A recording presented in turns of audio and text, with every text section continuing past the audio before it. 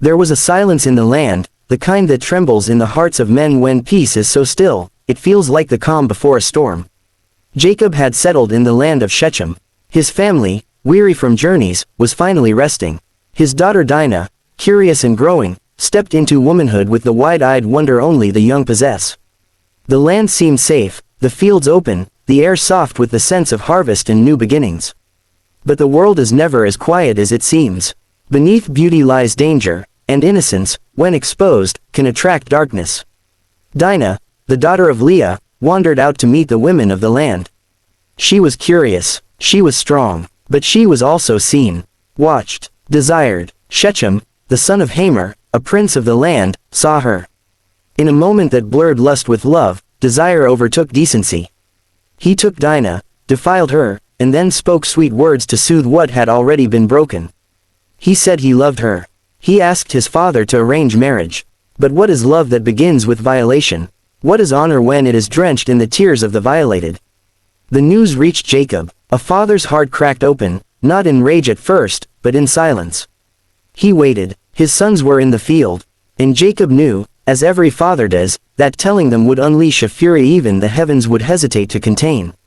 The brothers returned. They heard, and the silence broke. Levi, Simeon, the protectors, the avengers. Their blood did not cool. Their eyes did not blink. For what was done to their sister was not just a crime against her, but against all of them. Yet Hamor came, with his son Shechem. They spoke of union, of peace. They said Shechem's soul clung to Dinah, that he longed for her, that he would pay any price. Gold, dowry, anything, just let her be his wife. But hearts that are burning with grief do not trade their pain for silver. The sons of Jacob spoke with deceit. They laid a trap. They told the men of the city, "We cannot give our sister to one who is uncircumcised." They spoke the language of covenant as a mask for revenge. "If all your males are circumcised, then we will dwell with you. We will become one people." Hamor believed. Shechem agreed. And so the men of the city, desiring the daughters and wealth of Israel, submitted. Every male was circumcised. And on the third day, when pain makes the strongest man weak, Levi and Simeon rose up. With swords sharpened by fury and steps guided by vengeance, they entered the city.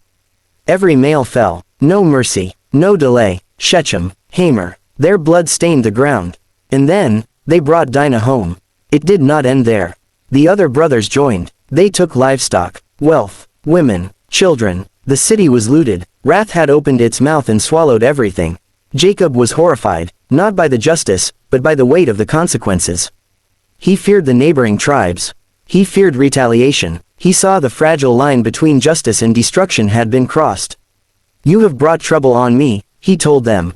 "They will gather against us and destroy us." But Simeon and Levi stood, defiant.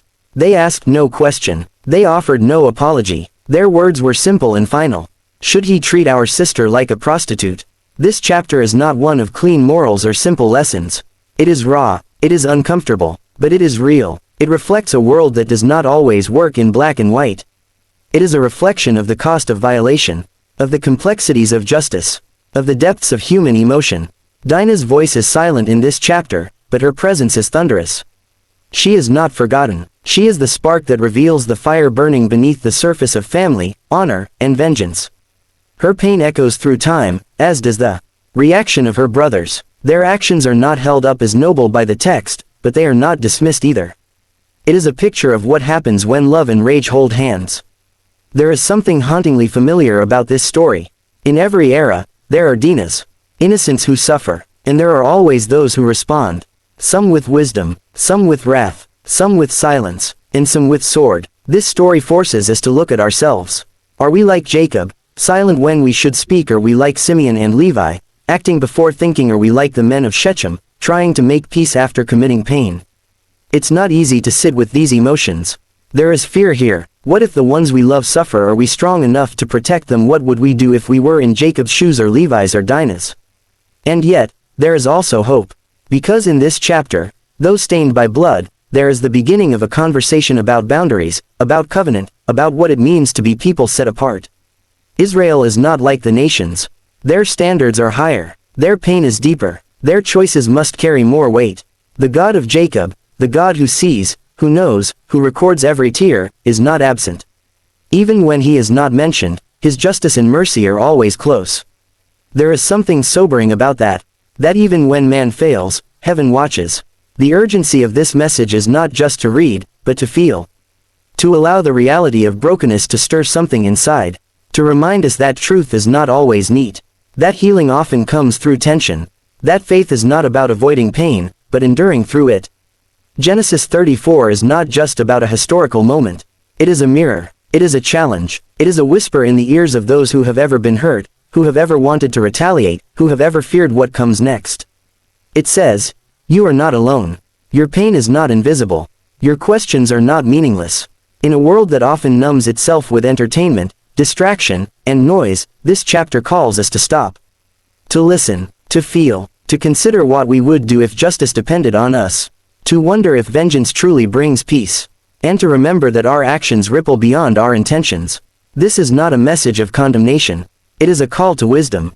A call to truth. A call to be people of integrity even when the world offers shortcuts. And yes, it is a call to hope.